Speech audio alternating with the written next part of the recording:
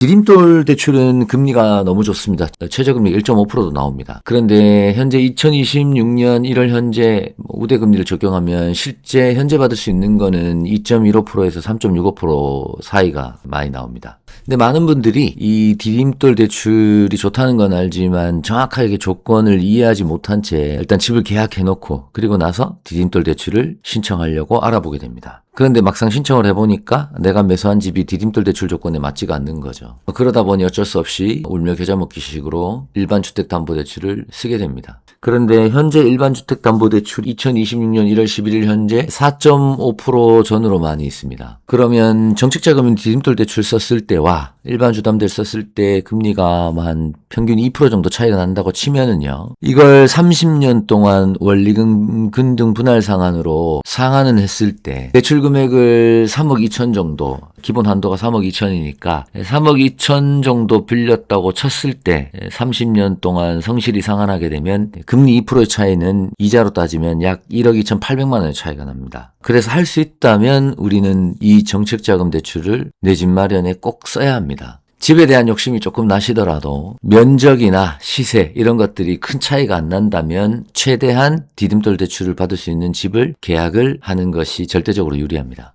자, 그런데 집 조건에 앞서가지고 당연히 소득 기준이 있습니다. 기본 6천만 원 이하가 받을 수 있고요. 자녀가 둘 이상 있다면 부부 합산 소득. 그런데 이건 이 디딤돌 대출은 아무나 신청할 수 있는 게 아니고요. 소득 기준이 있습니다. 부부 합산 기준이고요. 기본은 6천만 원 이하입니다. 요즘 부부 합산 소득 6천만 원 이하면 사실 뭐 그렇게 많은 게 아니긴 합니다만 외벌이 같은 경우는 1천만 원 이하인 가구가 아직 꽤 많겠죠. 특히 지방에는 더 많을 거라고 보고요. 그 다음 2자녀 이상 가구는 부부 합산 7천만 원 이하까지 가능하고 생애 최초도 7천만 원. 신혼가구는 결혼한 지 7년 이내를 얘기하는 거거든요. 신혼가구라면 부부 합산 8,500만 원 이하까지도 이 디딤돌 대출을 신청하실 수 있습니다. 순자산 기준이 있습니다. 그러니까 내가 집은 없지만 예를 들어서 이것저것 가진 자산들이 있다. 그게 총 5억 1,100만 원을 넘으면 안 된다는 얘기입니다.